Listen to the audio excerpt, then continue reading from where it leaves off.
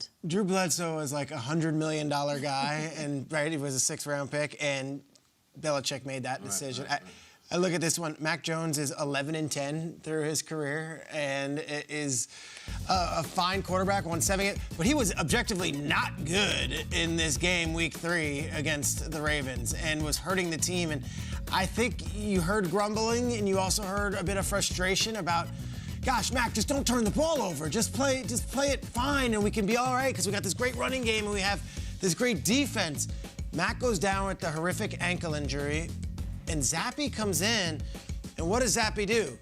He doesn't turn the ball over. Mm-hmm. The first game, he barely threw the ball. And then last week, he's throwing the ball all over the yard, and you're like, all right, well, is Mac Jones unassailable? He's a 15th overall pick and a 1st-round pick, but this guy looks objectively better than Mac Jones was playing. If anything, I think this should light a fire under Mac Jones, and I am very, very, very interested to see what version of Mac we get back now that there's been a bit of a fire under his chair. I think the fans want to see more Zappe. I think at one point it was like, Hoyer's the number 2. Oh, well, Hoyer goes down with an injury. Okay, I guess we got to put his...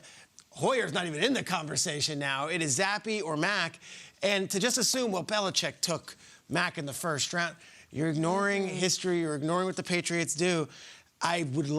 I would think, and Jason and Kyle, you guys have been around Patriots, Jamie as well, like, you guys know, I should never assume anything with what Belichick's thinking. I would assume that Mac will go if he can go, but I would think the leash is very short. And I would also keep an eye on how the players are responding to Mac playing, because I can tell you, Zappe's very popular in that building. You're a nostalgist. I'm yes. a nostalgist. We're all nostalgists. Fans are nostalgists. These two guys are playing a massive, massive role. Just bring it up. Let's address the elephant in the room. We've danced it around.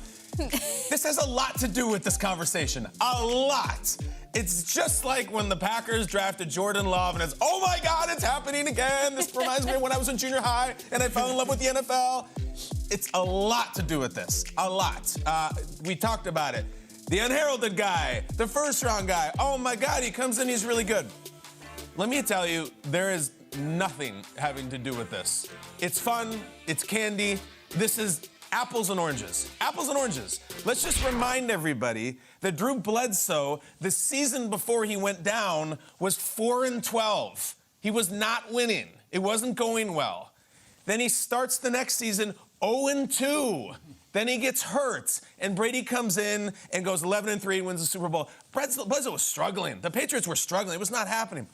Mac Jones last year won 7 games in a row as a rookie and threw 2 interceptions in those 7 games and went to the playoffs. And like as a rookie with the Belichick thing and the post-Brady, it is not like Drew Bledsoe. Bailey Zappe is not doing what Tom Brady did. It is not like that at all.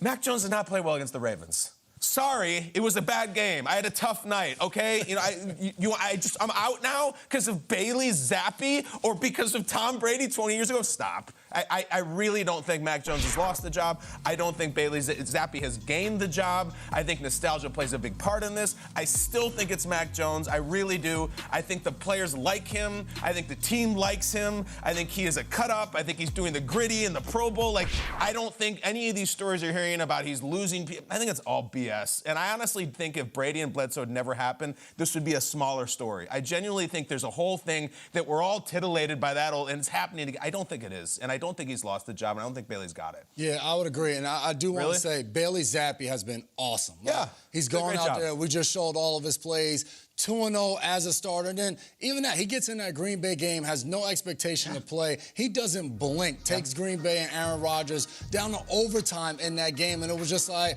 we were all talking about him, Southern Methodist. I was with both of these guys Monday night at the charity event. The team loves both of them. Both of these guys, they're all over. Did they hang, the two of them? Yes, they were in there hanging out, laughing and joking. So for me, I look at this situation and you have the Bledsoe, you have the Brady, but for me, it's more RG3, Kirk Cousins. Interesting. Because of the fact that, yes, those two guys were drafted in the same draft, but very similar. Mac Jones, 1st-round draft pick last year. Zappe, I believe it was 4th round this year. The Patriots didn't really have a backup quarterback. B. Hoyer, that's my guy. Hoyer's older than me. Like, the years aren't going to continue to gain. So now you have Bailey Zappe and you have Mac Jones. You have two guys to solidify the quarterback room, and maybe there's some competition. I think Mac gets the job back, but like you said, Peter, the leash is a little bit shorter in the fact of we can't turn the ball over. But I think for Mac, the difference is you start your career, you have Josh McDaniels there. He gives you the standard of what you feel like the offense and what the NFL should be. Bailey Zappe comes in. He has no idea what transpired before him. He now has Matt Patricia, Joe Judge. For Mac, it's totally different now. You have a special teams guy and Joe Judge. You have a defensive guy and Matt Patricia, two really good coaches. Now they're coaching you. You're learning something different, and you have to wash away the old stuff. Takes a little bit longer. For Bailey Zappe, you come in, you're a wide-eyed rookie. Yeah. Whatever you say, Coach. This is what you know, right? This is what it is. Just all you know. So I think Mac will continue to take off, but Bailey Zappe has just solidified their number 2 guy. You were with them both, you're saying, and I'm not asking you to give us your private conversations, but can you sense an urgency in Mac at all, or is he just laid back, just even on a charity, like just at a cool event? Mac is laughing, having a great time. I said to him, I was like, the media keeps asking me, is it Zappe, is it Mac? I was like, if you keep grittying like that, I'm choosing you all. Okay, that's it. I told Zappe he needs to work on his dance moves. He said, and then he did his Joker cackle that he gets made fun of. You guys, when an impactful player gets hurt, like in Denver, you read about it in Las Vegas because it's in the division. When a coach gets let go in Carolina, you might read about it in Texas because he used to coach there.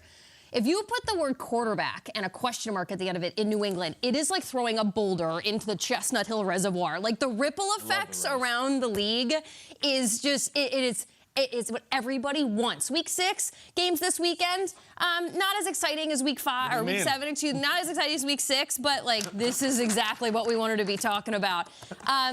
Everyone has entered the chat with this thing. Scott Zolak, who is the Patriots analyst on the radio, was on the other day, and he goes, I'm not comparing this to Brady or Jimmy Garoppolo. He went there, but he did say that it kind of lights a fire maybe in a quarterback like Mac Jones. He did say apples and oranges the same, though, because people are trying to pull a parallel. Good. But like I said, everyone has entered the chat. Even an agent that we all know and adore, Nicole Lynn, who is Bailey Zappe's representative, tweeted this. Trying to restrain myself from texting every team who told me Bailey Zappe couldn't play in the NFL. I love the pettiness. I love that I told you so dance. It doesn't matter who it is. Bill Belichick's going to get the quarterback, whoever he decides to put up there for Monday Night Football the rest of the season. He's going to get his mind right. And I almost wonder if Belichick, this is why he's been so giddy recently, because he saw this coming. He's like, you guys want me smiling? Well, guess what I have in store for you? A little quarterback conversation to get you off my back about what's happening in New England. He's always going to pick the right guy. I think there's other things going on with this team that they had to get right that we had seen leading up to this game. So it wasn't just about the quarterback, but it's kind of what we needed in week 7. It's great. And your point's right about the boulder, but also to Jason's point, like, we haven't mentioned, like, who's calling the plays in 3 weeks. Right. My God. We haven't. And that was the only thing we said. It was the most trite thing to say. Yeah. But some reason, Ramondre Stevenson comes in and he's carrying the load. Damian Harris goes out. Like, that offense is really good right now. Yeah. Bailey Zappe is the quarterback. Played the Lions and the Browns, too. I hear you. I hear you. Good on defense. I have a secondary theory that if his name was Tom Smith and not Bailey Zappe, it wouldn't be as fun. There you go. I have a feeling that just carries a little bit of the weight. It does have kind of like an Bailey of Zappe. course, eye roll. Like, of course, Bill Belichick has a third-day guy that's a Bailey Zappe, and that's who Mike we're talking White about. can't get the run. Like, come on. Like, Exactly. Bailey Zappe. Right.